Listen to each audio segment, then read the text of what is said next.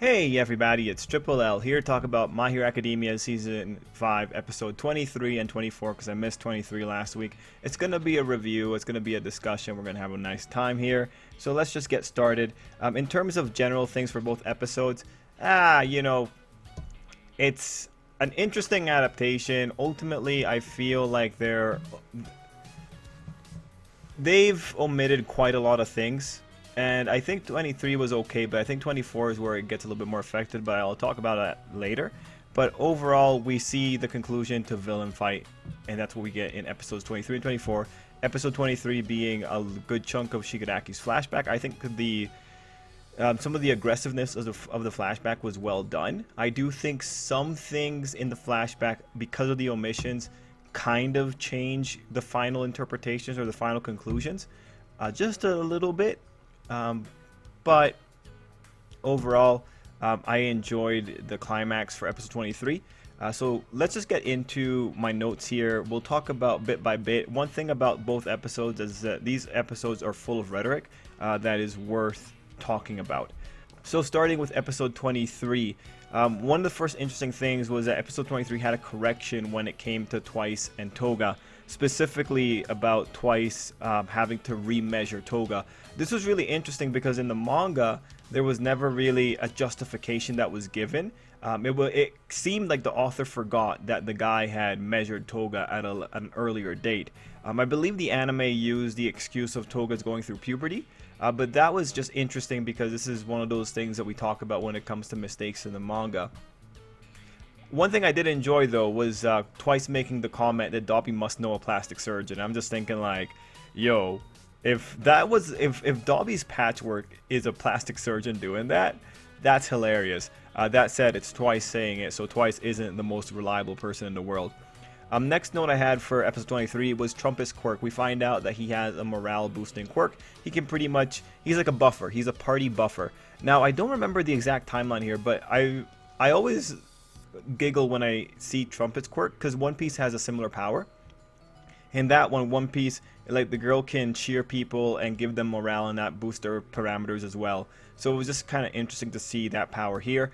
I do think Trumpet is one of the underutilized characters. I think Spinner and Compress were kind of sacrificed when it came to villain fight because I think this would have been good moments for them. And then when you look at the anime went further and really messed up Spinner. With the stuff that the anime is omitted when it comes to Spinner, it actually does hit one of the interesting issues of Hero Academia Society really hard. So the omission for Spinner is probably one of the worst ones when it comes to the anime. In episode 23, we also found out about Redestro's quirk, that being stress. Stress itself is a pretty cool power. I think the idea that the more stressed out you get, the bigger you become, I think it's interesting. I like that it has something to do with the blotting on Redestro's face. I'm personally not a fan of the coloring. Kind of wish that it sticked all black. Make it like one of those ink blot tests. But what can you really do? I think the quirk is much more interesting when you see it in episode 24 when you have the interactions with Shigaraki's quirk happening a little bit more clearly. Stress was interesting because Redestro can emanate the energy form itself, and interesting how it kind of works to be an energy form he can toss around, and also it becomes something that allows him to change his body mass. Very interesting. After that point, we had an interesting note about meta abilities being tied to personality. Now the thing is, with Hero Academia, it's really hard to tell whether or not people are affected by their quirks, or because of their quirks, people revolve their identities around the quirk. It's legitimately hard to tell. There's a few people that make it feel like, okay, they might actually be compelled by their quirk, that being La Brava and Toga, but for other people it's kind of tough. And with episode 24, you have that moment where All For One is telling Shigaraki, like, your itch is because of your urge to destroy. I feel that's very, opportunistic of All For One to say that. And it's very unclear. I'm not sure that Shigaraki's urge to destroy comes from his quirk. I mean, but we'll talk more about that in episode 24, because episode 24 has a few other problems. Now, episode 23 also introduced the idea of quirk evolution or awakening. Anime viewers, I personally call this sudden quirk expansion. One thing you have to keep in mind is that the Liberation Army, you don't really get a sense of this in the anime because it's a little bit trickier to keep track of it. But the Liberation Army is pretty sensational. They have a lot of propaganda. They use sensational terms. So when you look at Quirk Awakening, what people need to understand, this is something I said when this happened in the manga, and like pretty much proven right after that, is that Quirk Awakening is really just the author's way of justifying people getting last minute powers. That's pretty much all it is. It's just a justification for why someone's quirk will do something slightly different in the most critical moment. You saw it with Toga, and you kind of see it here. Now, the thing is, like the thing with... as I watch the anime, I don't think that this is a solid, coherent arc. Because I'm reminded of a lot of things, and now that we have the benefit of knowing what happens in the future, things get messy here. But the problem here is that the one person making it super messy, well, the two people making it super messy, are both extremely unreliable. The thing with Redestro is that at some point he's talking about Shigaraki. I believe this is where this note came from. He's talking about Shigaraki and he points out the quirk awakening and improving. The thing is, Shigaraki's quirk, by the definition of what Redestro brought up, is not awakening. Shigaraki's quirk, he's just unrestraining it. He's just returning it to its original state. The quirk awakening that Redestro premises is specifically when a new function appears because of the need for the new function. For instance, I think the example was Getin and his... he could change the temperature of ice because there was one time that Redestro got burned or something like that. So the problem here is, like, this man brings in this concept, but it can't be applied to Shigaraki. The only one it can actually be applied to is Toga in this particular situation. But this is how Redestro works in general. He looks at Shigaraki and he starts running off his mouth. But then the things aren't perfectly fitting in here. So, like, it's tough because of how compromised the characters are. Because at that point, you can start playing character flaw. But also, you know, you gotta kind of question, like, was this the best order to deliver this information? Ultimately, when it comes to this whole quirk awakening thing, I think it's... I think it's important for you to realize that it's a mechanism for the author to justify last minute power-ups, because that's what he's used it for. But when it comes to Quirk Awakening, I like calling it sudden quirk expansion, because really, when you think about it, people have been changing their quirks all throughout Hero Academia. The big example is Toru. Toru started off with invisibility, and then she had light refraction at some point, and then after some more training, she gets another power that now is, like, it looks like a full-on change. Another person you can get the example for the slower version of Quirk Awakening is pretty much Vanta Black discovering that he could manipulate the things that he moved inside of. Like, quirks have always been expanding in their scope. This has been a fundamental thing. So what you ultimately have here is Redestro coming in and trying to name this phenomena, even though it's something perfectly natural. All you're doing is unlocking your quirk's potential. Mind you, Quirk Awakening happens just to justify why it happens in the most critical moments. So it's an interesting thing because it's one of the things that the author did to set himself up for a get out of jail free card, which honestly on his part, pretty smart, because when you have a mechanism that people recognize, it makes it a little bit easier to accept it when you're the reader. Like, you don't want to end up with fairy tale power-ups because, you know, that does annoy people to some degree. But you can't run away from the fact that Quirk Awakening in of itself is just an excuse for last-minute power-ups. And again, in terms of the implementation and the execution and the reveal of it, honestly, having it in proximity to Shigaraki, I don't think was a good move, because Shigaraki's thing is a completely different thing. Shigaraki's quirk, what you learn from Shigaraki's quirk is that it is severely influenced by Shigaraki's mental state. Also, I had a note about where is Shigaraki's durability coming from, but in Hero Academia, the most common quirk is durable body. Moving on, Redestro had good rhetoric for this episode. He said, "A world without no creation has no future." Redestro is totally right. Shigaraki, with wanting to destroy everything, he is anti-society. 100% Redestro is right. Shigaraki's world is not going to have any future. It's just going to be terrible. That's why you have to kind of curb Shigaraki. Will Redestro do it? Well, after 24, he wants to follow Shigaraki. He does have some ideas. We'll have to see how that goes. My next note I have here is Shigaraki's dad is here. Here we go. Rules are rules, and yes, made-up rules take precedent over your kid's health conditions. Right. So we're beginning the flashback here. They removed the person that brought Shigaraki home, which is really interesting because that one panel spawned a lot of theories when it came to the manga readers. Kind of, I wouldn't have removed it, honestly. I would have kept that there because now the anime viewers do not get to experience what the manga readers got to experience for that moment. But with Shigaraki's dad, this note that I had here was more about, there's a lot of like really questionable things that happen here. Like some of it's justifiable in terms of the grand scope of the story, but like when I see this poor kid, he has an allergic reaction to something. Personally, I think it's a stress reaction. It looks like it's entirely a mental response to what's going on with, or physiological response to just distress in the environment. I thought it was quite audacious that the guy would make up rules to send Shigaraki out there, or sorry, Tenko out there, when the poor boy is suffering from this terrible allergy, whatever it is. That is just negligence. I don't care. You don't put your kid in timeout when he has a health condition, you crazy person. So that's why I have the note. Yes, made up rules take precedent over actual health conditions. As if your made up rules will somehow pause the actual things going on with this kid. This is definitely one of those bad Shigaraki dad moment. Even though I don't think the author intended it to be that bad, it's just, it looks really bad in practice. And mind you, like the whole thing with Shigaraki's dad is worth its own discussion. Maybe I have another note here.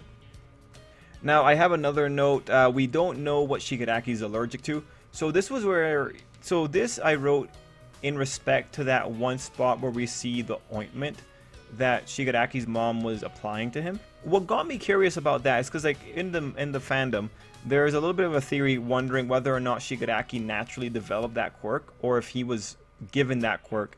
And one thing I was wondering is like, is it possible for a chemical agent to provoke a quirk? It's kind of tricky. With the doctor, the man that can make Nomu, you never really know what he's figured out about quirks. Like maybe he knows the origin of quirks in the first place. So it was just a little thing that I wondered, is it possible to provoke quirk development through drugs? Well, trigger can affect a quirk. So we know that substances can affect quirks, but this is a little bit conspiratorial. It was just a little thing that I noticed. Another note I had here is hopeful Shigaraki is cute. This is when he was looking at the picture of Nana. I thought legitimately very cute. I do think that for this whole thing, the author was really good at building the innocence of Shigaraki. We see the first bit of the quirk, and we get a note of itching from the bottom of my stomach. And this is when he tossed the ball. I thought that was really interesting. And then we move into full-on the tragedy. Before we talk about the tragedy, I do want to talk about Shigaraki's dad, or Tenko's dad. Something to keep in mind about Tenko's dad, and they make this clear when he's looking at the photo. Tenko's dad is a victim who goes on to create more victims. Like the victim he creates is Tenko and his family. But you can still dislike what he does, but you have to observe the chain of causation that occurred here. I think the critical line for him was the guy saying, "It would have been better if you just hated me." That line's really powerful, because what he's saying is that because he experienced his mother's love, being ripped away from it is what hurt most. Like he could have made more peace with it if she hated him, but knowing that she left him because she loved him, that's the thing that stings a little bit more. Mind you, I think if this person had experienced the actual horrors of being targeted by All For One, this would have been a completely different thing, because ultimately, like, Shigaraki's dad minimalizes what Nana herself was going through. I mean, ultimately, All For One just makes this a very tough situation. Then we have the full-on tragedy. We have all of Shigaraki's we have Shigaraki's family dying. I think that was relatively well done. It was pretty brutal. One thing that comes out of this is like Shigaraki's mental space is all over the place, and this is one of those things that really makes me wonder about how competent Shigaraki is and how well can Shigaraki actually trust his own thoughts. Shigaraki is so unstable that legitimately, when I'm looking at what he's saying, I have to tell myself, this isn't the whole story. Like, this guy, there's like, I don't even know if this guy knows what he feels in the bottom of his heart. The guy is so unaware of his inner state that even when he's talking in episode 24, it's still an issue of, this doesn't all necessarily make sense. There's still quite a few weird phrases here that indicate that you do not have full control over every aspect of your mind. And that was pretty much my final note for episode 23. Shigaraki's outburst. Did he have the intent to kill? Can we trust those memories? It's just one thing that I know, that I feel when I see Shigaraki in these sequences. It seems to me like Shigaraki is filling in the blanks himself after the fact, and he's not fully observing Tenko, the child. And manga readers, you understand why that little bit is significant there. Alright, we move on to episode 24. I have a few more notes here. Now, episode 24, I think, is also very interesting with the rhetoric. I will say, I don't think episode 24 is executed very well. I think it's very disjointed. I know that they skipped out transition scenes. They were skipping around a lot in Shigaraki's flashback. I know also there was an issue of censoring. Shigaraki was supposed to have his fingers blown off, which is what makes Shigaraki using a few fingers to hurt Redestro more impressive. But in the anime, they decided to just break it, so not a fan of that. I also have a really funny sequence, or I have a funny note about the moment where Shigaraki's hair turns white, because it was so badly done. Like, it looked pretty crappy. If I'm right about what they tried to do. But yeah, episode 24, disjointed. I think the manga paints a more coherent picture. I think the anime took out way too much. It's a little bit unfortunate.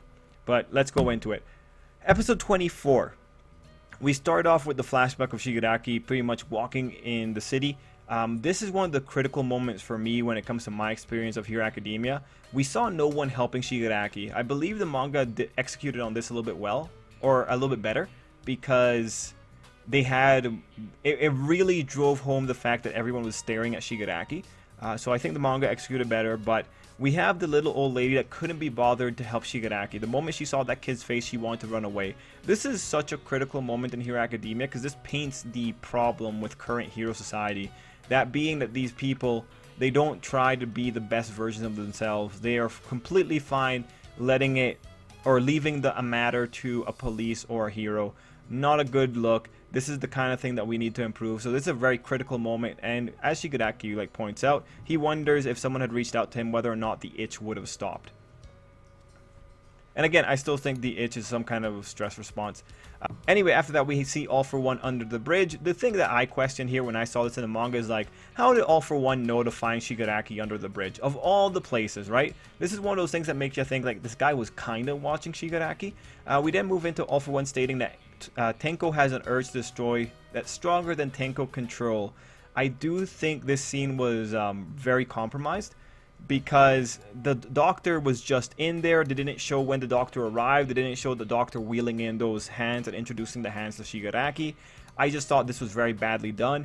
They really should not have been so cutthroat with removing content in these particular sequences. After that, we have All For One talking of morals and ethics, and this in general is just... Man, this man. God, man. Conscience, morals, ethics, these were all created by people, yes. People who wanted society to function. You know, All For One is a manipulator. It's just kind of bothersome to see him talking like this. When he's talking about this stuff, it's like, yeah, they made it. No, it's not an issue of people made it. It's an issue of these ideas survived. And conscience, I think conscience is something that actually probably exists to some degree here. But ultimately, when it comes to All For One, yeah, this man he's a manipulator. I think he says what he needs to say at the right time. We then have an image of Tenko destroying a hand. That's important because some people in the fandom sometimes think that Shigaraki has all the hands of his family on him. And it's just, statistically that's not possible, because Shigaraki's gone through quite a lot of hands. Then we have the note that Tenko's current emotional state is unstable. This is just used to justify what he turns into and why his powers are kind of limited, why he's stunted developmentally.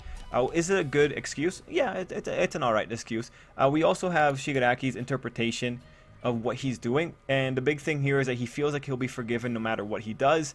Now, this situation is like, okay, well, not really. You're not going to be forgiven. This might be a false sense of security that he's kind of putting himself in with all the hands that he's put all over his body. After that, we move into finding All For One's name is Shigaraki, and we have Tenko's interpretation of what he did to his own family. Him saying that watching his mother and the others crumble away made his heart feel lighter. Now, this is again one of those lines where, did it actually make you feel lighter? Or are there a lot of weird things going on here? Because if your heart felt lighter, I don't understand the purpose of you having to restrain yourself with these people's hands. Right? Like, there's a lot of contradictory messages here, and a big chunk of the contradiction comes from the fact that those hands have such a significant effect on Shigaraki's mental state that they can calm him down, or like they can I don't know, they can trigger some stuff in Shigaraki. Pretty much is what the hands do. Ultimately, the hands restrain Shigaraki, right? That in of itself says something about the effect those hands have on the kid. And it's one of the things that really makes me question everything about Shigaraki. Anyway, after that, we go back into real time, and Shigaraki states that the League can do whatever they want. And we see the destruction of the hand. Now, this is where, when it comes to Shigaraki, things get wobbly again. Because the guy destroys the hand, and he makes it look as if the hands will no longer have any effect on him. Except, at the end of the episode, you see him wearing his hand again. As if he has some kind of fixation with it. At the end of the day, this destruction thing and then the wearing of it again, like, it's just so many mixed messages, honestly. And for manga readers, you have a little bit more when it comes to the hands and what they do to Shigaraki. But this is one of those moments where when you look at it and you look at the end, it's like, what exactly has shifted with Shigaraki's perspective on the hands that hold him? What do these hands do for Shigaraki, because they still have an effect on him, given that he's still wearing them at the end of the arc? Anyway, after that, we move into the fight, and we have Shigaraki destroying Stress. I thought that was a really cool interaction. We have Redestro's equip, and we find out Redestro's philosophy, or pretty much what has Redestro on the current path. One thing you have to understand with Redestro here is that Redestro and Shigaraki are pretty much... This is just so tricky. Redestro sees Shigaraki as totally free, and Redestro is someone who seeks freedom and liberation because that is something that he is supposed to seek, right? So he's a prisoner who is seeking freedom. That's pretty much how that kind of works with Redestro, right? And that's when you see his little flashback. The prison that they made for Redestro is the one of, hey, you have to do this because you are the one carrying out Destro's will. That's ultimately why Redestro shifts towards Shigaraki, because he sees Shigaraki as a proper beacon of freedom, and he thinks that's like the better symbol for their particular army, right? We then have the line of being able to use meta abilities is a natural human right, and at this point I have to ask again, I need context.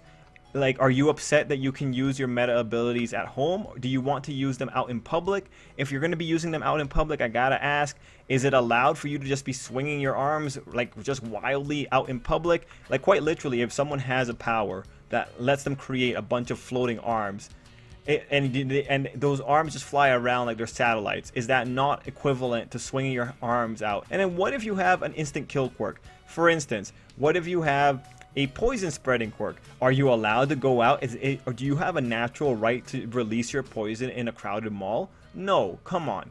This is the issue with the whole philosophy when it comes to Liberation Army. My Hero Academia Society has shown us that to some degree they are pretty lenient with some people's quirks. As far as I'm concerned, you can go home and you can use it. Now, mind you, there are some gray areas with some really with some edge cases. But at the same time, this is a philosophy I need to have fully explained to me, because I need to understand what do they mean by use? What do they want from use?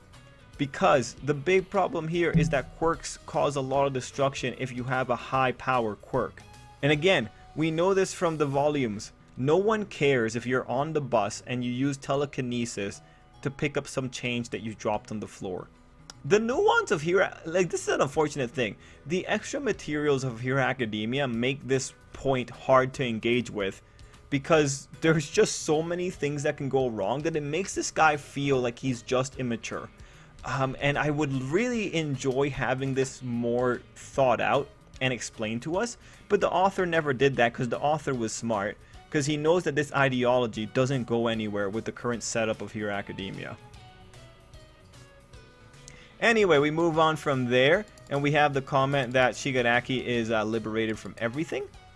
And that's a lie. That's a lie. That's Redestro's interpretation of Shigaraki being liberated from everything. Like, he's liberated right now in a way from his hands, but who cares about in the moment liberation when everything else in the story says that Shigaraki's still a prisoner? Like, why do you care about in the moment? Yo, man, I have some moments of extreme anger. Doesn't mean that I'm an angry person forever. I have some moments of extreme wisdom. Doesn't mean I'm a wise person either.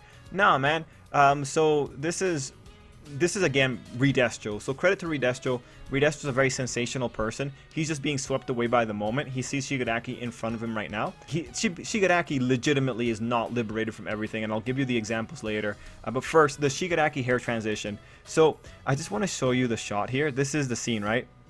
So, okay, first I want to show up. This is the last shot of his old hair color. It happens right before the city starts being destroyed, right? And here I will just start playing the scene where we see Shigaraki's white hair. Now, as you can see, like, the smoke comes up in front of the hair, and then after the smoke blows away, you see the white hair. Except, the funny thing is, if you just go a few moments before the steam covers his face, you can see that he already had white hair before the steam hits him. And so this is just pretty crappy. I don't know what they were trying to do here. I think they wanted to make the transition with the dust, but honestly, crappy. I think they botched the timing. He had the white hair before this, and the fact that they let the white hair slip before they actually did the transition. Now, unfortunately, we know that the anime studio is actually having hell. We know that episodes are being made right up to the time that they have to air. So unfortunately, what can you really do here? The poor animators are probably super overworked, and there's just no point in beating a dead horse. Now next up, we have the sequence where Redestro is running away from decay. So Redestro is running parallel to the ground. None of his stuff is touching stuff. Honestly, if Redestro had gone straight up, he would have been able to avoid decay. But I guess Redestro wasn't that smart. This might be a situation where the anime might have made this a lot worse, because they made it look a lot more stupid. But if Redestro went up, he would have been a lot safer. Anyway, after that, we have my favorite moment, that being Shigaraki's limping up to Redestro. I just love the moment. I love Shigaraki just making fun of him. I love Shigaraki pointing out he had to cut off his own legs. I would love to see how exactly he fell onto the ground after he cut off his own legs, because I'm curious as to how decay didn't affect his bum. But whatever. I loved just that whole thing. I love Shigaraki pointing out, hey, you picked a fight with us. And ultimately, Shigaraki joins up with these people because they have money. The Manta CEO, this is what they wanted at the beginning. They wanted money, so now Shigaraki has money. We then have Redestro's note about who should be leader.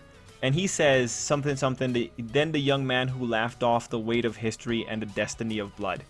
So this one is interesting because this is not what Shigaraki has done. Shigaraki has not laughed off the weight of history, and he has not laughed off the destiny of blood. Because Shigaraki still wears his hands, and because the hands still have an effect on Shigaraki, the history is not gone. And again, this is a situation where manga readers have more context to play with. So anime viewers, once you get there, like, remember this stuff. Remember what Redestro has said about Shigaraki. Because when the time comes, you have to look at some sequences and be like, okay, was Redestro correct here, or was he wrong, or was Redestro just sensational? In the context of this episode, you know that Shigaraki is ultimately wearing a hand at the end of the episode. Anyway, he laughed off the weight of history. I doubt it. I sincerely doubt it. Destiny of blood. Has he laughed off the destiny of blood? What does that even mean in the context of Hero Academia? What does that mean in the context of a person who quite literally has the name of the master planner, right? Shigaraki. There's so many symbols in Shigaraki's character that says he has not laughed off anything. Yeah, he's having a moment of freedom, and that is worth appreciating.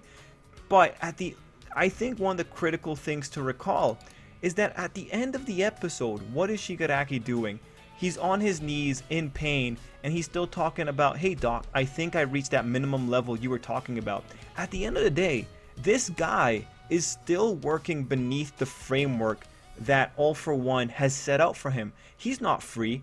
If anything, you could say like Shigaraki is in a big birdcage. Yeah, you know, he has freedom to operate within that birdcage, but at the end of the day, he has not laughed off the destiny of the name Shigaraki.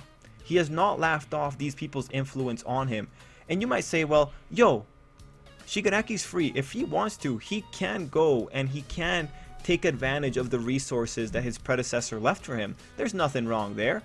I would say, I get what you're saying. Yeah, you know, pragmatics would say, let's do that. Let's take advantage of everything we have. The problem is here, who do you think is smarter? Do you think Shigaraki is smarter than All For One? At the end of the day, Shigaraki is still throwing himself at the mercy of these people who created the framework for him. Are you 100% sure that these people are going to let Shigaraki do whatever he wants? Are you 100% sure that everything's on the up and up when they set up these tasks for Shigaraki? That's ultimately when you say that Shigaraki is free, therefore he is able to negotiate with whoever he wants. When you have him ultimately having to play by their rules, what you have here is just, this is pretty much what a loser says when they have to justify that they are, when they have to kind of say that they are cooler than they are. Shigaraki's still playing by the rules that All For One set for him. And yes, again, you could say, well, Shigaraki will break those rules once he is done using All For One or whatever, but is All For One actually going to let him do that? That's the big thing. This is ultimately a issue of, is Shigaraki actually better than All For One? Enough to be able to thwart him? There's nothing in the episode that really makes me feel comfortable saying this is the case. Redestro has a compromised point of view because he doesn't know anything about Shigaraki. Shigaraki is ultimately still wearing the symbol of his restraints.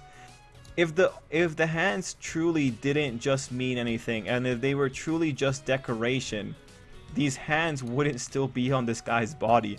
At the end of the day, there is still some kind of attachment towards them. I will say, we also see Gigantomachia seeing All For One and Shigaraki. And it's like, when you have that scene, this is where you definitely tell that the author wanted to like just wrap things together. And it's like, when I see All For One standing before everyone, that's not who I see in Shigaraki. Shigaraki is not All For One. No, like it's a different thing. But that's up to your final impressions. You can tell me whether or not you think Shigaraki is All For One by the end of the series. But All For One just commands a different kind of authority than Shigaraki does. I mean, props to Shigaraki for getting someone who's blind in Redestro, but you know, it's tricky. It's ultimately a really tricky thing. This is one arc that, again, knowing the future of Hero Academia, just before when I was reading this arc week to week in the manga, I did see that it was a giant plot device, because ultimately this is the story of how Shigaraki fixed their financial woes, and it's just a way of powering up Shigaraki. It was a pretty big plot device, but when you look at the anime and then when you look at the rest of the manga, it's like, it becomes even more apparent how how necessary this whole thing was to justify Shigaraki. And even then, just when you look at the continuity here, I think there's just a lot of little wrinkles that ultimately make this a lot more muddied. But mind you, it's still interesting because the author might be going for this kind of thing full of contradictions, because Shigaraki's character might just be ultimately dictated by contradictions. Anyway, after that, we see the Paranormal Liberation Front lineup, and we're pretty much done with My Villain Academia. Ultimately, I think episode 23 and 24 come in with a lot of rhetoric. I think these are really important episodes when it comes to looking at the future, and whenever Shigaraki pops up, these are episodes that you kind of have to look at. But at the same time, these episodes feature so many unreliable narrators that you really have to look at it and be like, alright, some people here are speaking foolishness, and you have to be ready to say that, because these guys are, there's a lot of just insanity going on at all times here. And manga readers, you guys know about all the little things that happen after this. But yeah, guys, let me know what you thought down below. Let me know if you enjoyed the episode. I will say, for a finale, You know, there was a one shot that I thought looked really nice, and that's the shot where Shigaraki was pretty much making fun of Redestro. I just thought those shots looked so good. The line weights were good. I mean, that's a beautiful shot of Shigaraki right there. I really wanted more for the finale, not gonna lie. It's a little bit harder though because Shigaraki's not a hand-to-hand fighter, so you're not gonna get that kind of impressiveness. And then the scale destruction, I wanted more. I'm glad that they made this one shot pretty, but otherwise, not the most impressive finale. Again, would have enjoyed more, but again, these poor people, they are already working so hard. I'm happy that we got something, and we didn't have a really horrible delay. Anyway, everyone, let me know what you thought down below, and till next time, I hope you have an absolutely great day.